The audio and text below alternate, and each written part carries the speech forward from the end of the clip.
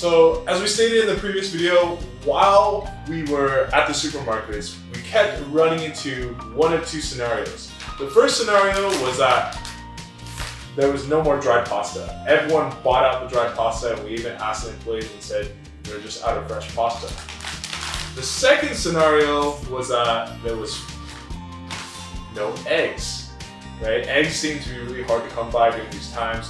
Most supermarkets are limiting how many eggs you can purchase. So pasta is a really easy dish for a pantry staple, especially during difficult times, and it's a comfort food that we're all familiar with. So hopefully, one or the other you'll be able to do. Either you'll be able to get dry pasta, but if not, this is what this video is for. I'll introduce Chef Matsuo more formally in a later video, but for today, he's gonna show us, if you only have all-purpose flour and eggs at home, how to make fresh pasta with nothing else except a rolling pin.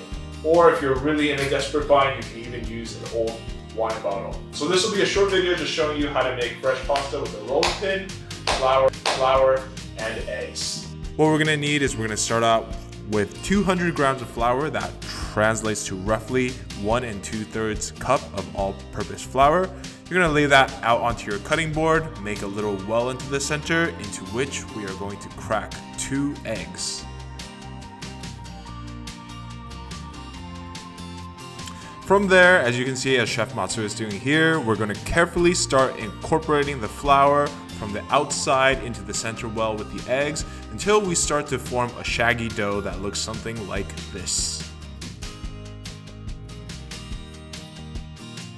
Don't worry if it's a little bit all over the place right now, just be patient. Keep incorporating the flour, the eggs, and all the little pieces of dough together until you start to form a ball. Now we are showing you how to make pasta in the worst case scenario. If you are lucky enough to have a food processor at home, you can go ahead and put the eggs and the flour into a food processor and just let the food processor bring the dough together for you and then start kneading by hand.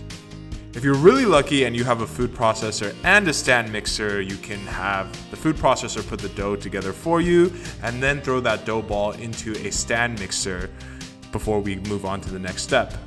So if you're kneading by hand, you're gonna wanna knead at the pace that Matsuo is kneading here for about 15 minutes. Yes, it will be a bit of a workout, but hopefully we have a lot of time on our hands right now. If you're doing this in a stand mixer, then you're gonna go ahead and use the dough hook attachment and set it to a medium speed and let the machine do the work for 10 minutes. So after 15 minutes has elapsed, you can see Matsuo is poking the dough right now, and the way he described it to me is that he is looking for the texture of your earlobe before we can put wrap over this pasta, cover it, and let it rest in the refrigerator for at least 30 minutes. After at least 30 minutes has elapsed, you're gonna take your dough ball out from the refrigerator, you're gonna flour your cutting board and start rolling away. Now we are showing you the worst case scenario. Again, if you have a pasta roller at home, you can roll it out to your desired thickness, but we are showing you how to get this accomplished with nothing but a rolling pin. So we're gonna flatten the dough ball out, and once it's gotten to a level where we can start using the rolling pin, you can see Chef Matsuo's technique here. Every time he rolls it out until the dough reaches about the length of the cutting board, and then he turns the dough 90 degrees and continues rolling and repeating and repeating.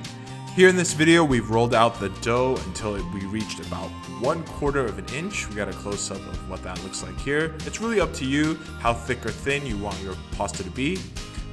From there, you're gonna flour the top of the dough and then fold your pasta into thirds. So just imagine a line 1/3 of the way down, fold it, and then twice more over, and you're ready to start cutting beautiful spaghetti. Because this is a supplemental video to our Pasta Carbonara video, the traditional type of pasta used for carbonara is spaghetti, which is traditionally 1/8 of an inch, but you can really cut it to whatever thickness you'd like. And now we're ready to cook our pasta. You're gonna wanna salt your water until it tastes like the ocean, which is quite a good amount of salt, and we're gonna boil this pasta for 1 minute. Yes, 1 minute is all it takes for fresh pasta. The recipe here will yield enough for 2 big portions or 4 half portions. We hope you enjoy. Hopefully you'll be able to find one or the other, either eggs and flour, or there will be dry pasta available at the supermarkets. Stay safe, everybody.